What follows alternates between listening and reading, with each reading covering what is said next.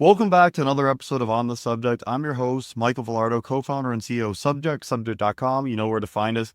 And today we've had a really special day. We're highlighting the most innovative educators throughout the United States this year. And we've gone to 2 states so far, Los Angeles and Michigan. I know Los Angeles and California, but that's where our headquarters is. Today, we're highlighting New Mexico educators, and we're in Las Cruces. And we have an incredibly special guest today who's impacted hundreds of thousands of students in his career across both Texas and New Mexico, so a really unique perspective.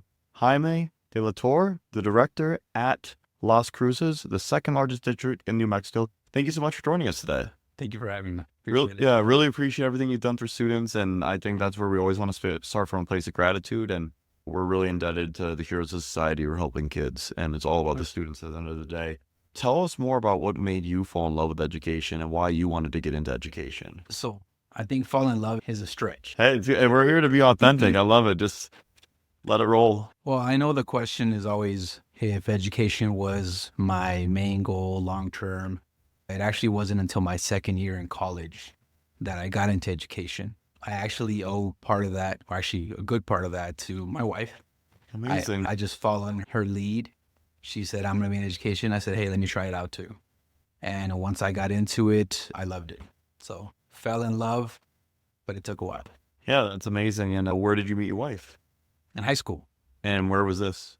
I grew up actually 30 miles south of here. Anthony, New Mexico. Go Panthers. Let's go. Go Panthers. Shout out the Panthers. Right. And so look at that. Falling in love with a person can lead you to your passion as a career. And I think that's incredible and really exciting to hear that you both did the plunge together. Is she still in education? No. Since we moved back from Central Texas, she's been taking care of the family. And so she was a special ed teacher for 12 years. And she's on pause right now.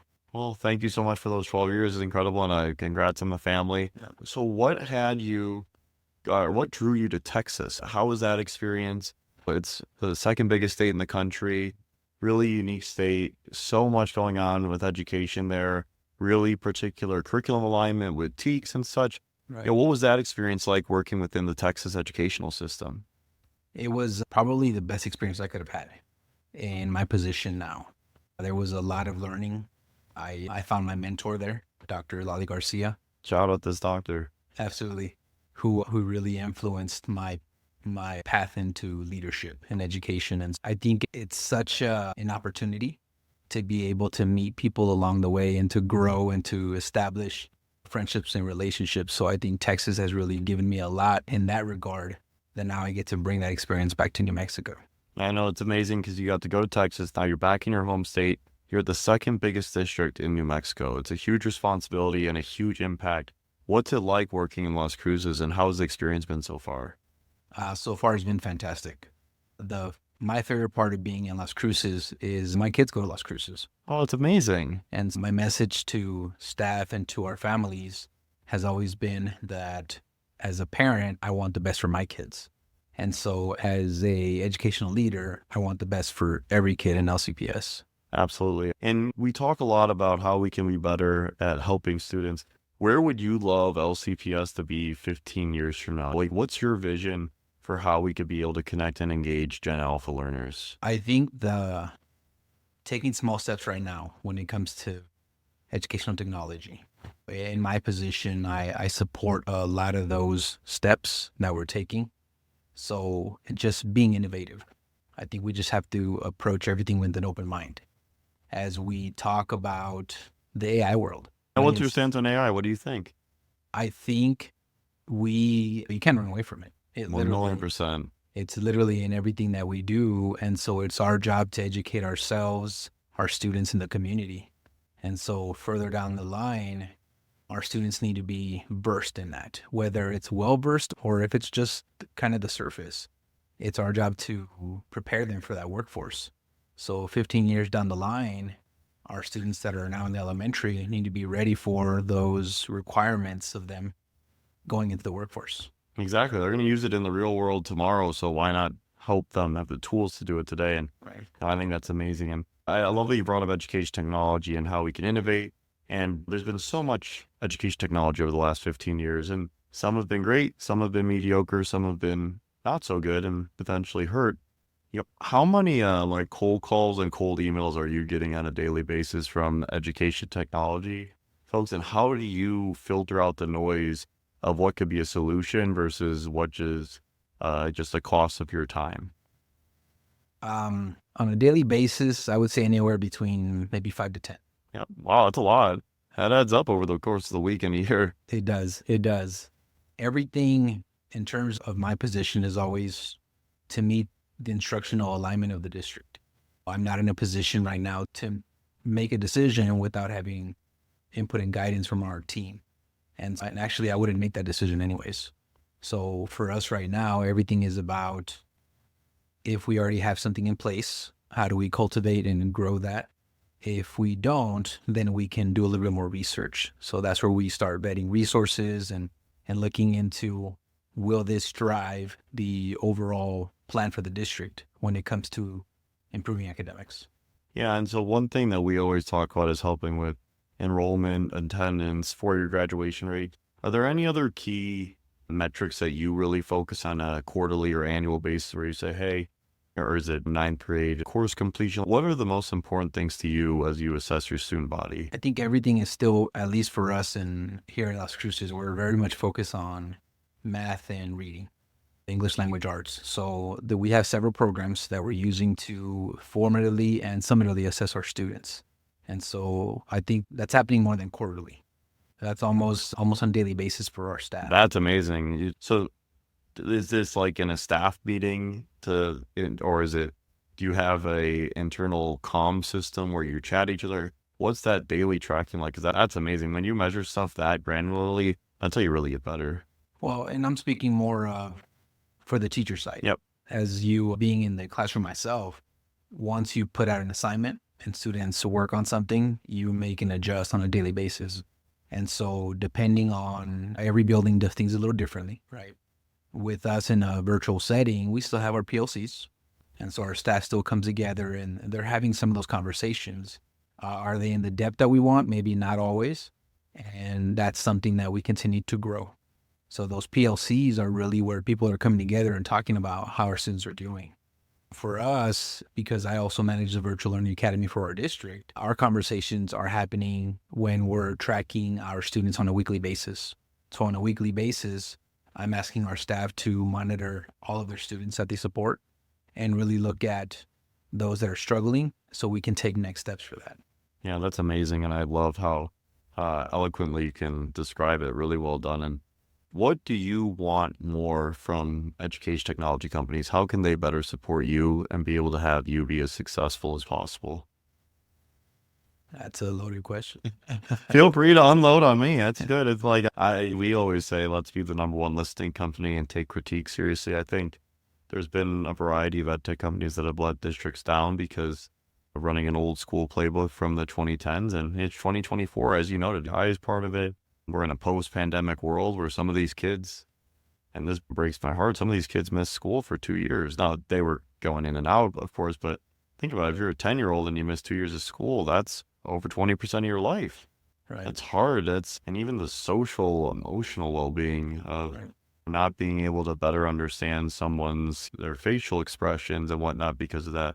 So, I think you're on the front lines. It's all about the students. It's all about helping teachers have the best life possible and empowering and serving the districts.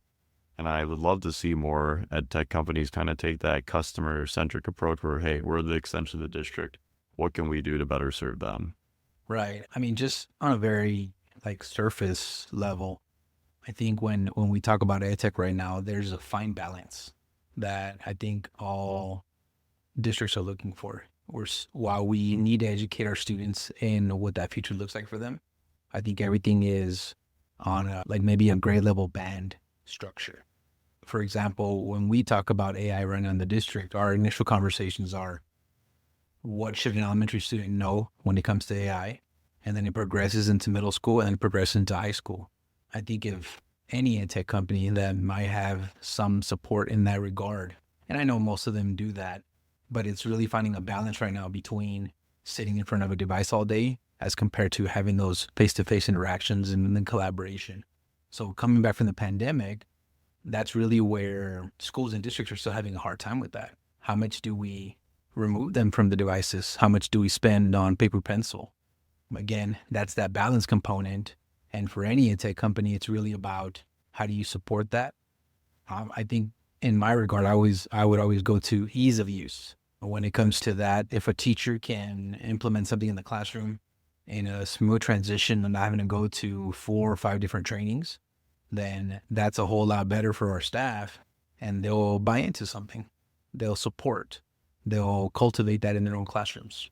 I love these views point. That's I couldn't agree more with you. And I think one thing that we really strive to do is statistically, the most impactful piece for a student has traditionally been one-on-one time with a person, Right. live in person.